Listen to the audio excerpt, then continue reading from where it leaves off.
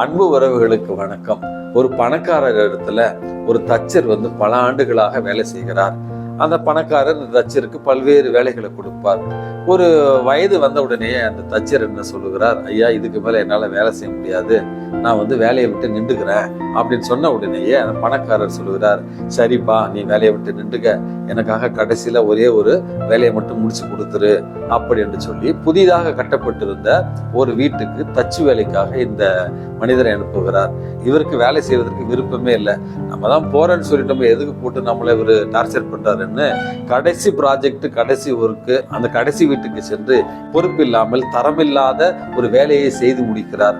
கடைசி நாள் அவருடைய முதலாளி அவரிடத்துல வேலை முடிந்து விட்டதா என்று கேட்ட நேரத்துல பொய்யாக போலியாக சரியாக செய்யாத ஒரு வேலையை சரியாக செய்து விட்டதாக அந்த தச்சர் சொல்லுகிறார்.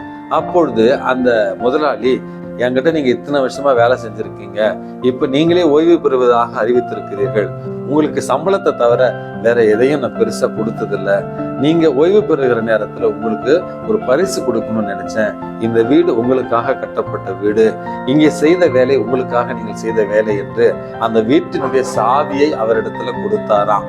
அன்பு மிக்கவர்களே, ஐயோ மோசம் போச்சே, என் வீடுன்னு தெரிஞ்சிருந்தா இன்னும் தரமான பொருளை நான் பயன்படுத்திருப்பேனே, என் வீடுன்னு தெரிஞ்சிருந்தா இன்னும் வேலையை நேர்த்தியா பண்ணிருப்பேனே அப்படி என்று அந்த ஓய்வு பெறுகிற தச்சர் மனம் நொந்தாராம். அன்பு மிக்கவர்களே, இந்த உலகத்துல நம்ம செய்கிற எல்லா நற்காரியங்களும் விண்ணகத்துல நம்ம செய்கிற முதலீடு. ஆகவே நம்முடைய வார்த்தைகள், நம்முடைய செயல்பாடுகள், நம்முடைய உதவிகள் தரமானதாக இருந்தால் விண்ணகத்திலும் நமக்கான தரமான இடம் தயார் நிலையில இருக்கும். ஆகவே இந்த உலகத்துல வாழுகிற பொழுதே உதவி செய்து வாழுங்கள், உதவி செய்து வாழுங்கள். இந்த நாள் உங்களுக்கு இனிய நாளாகட்டும். வணக்கம்.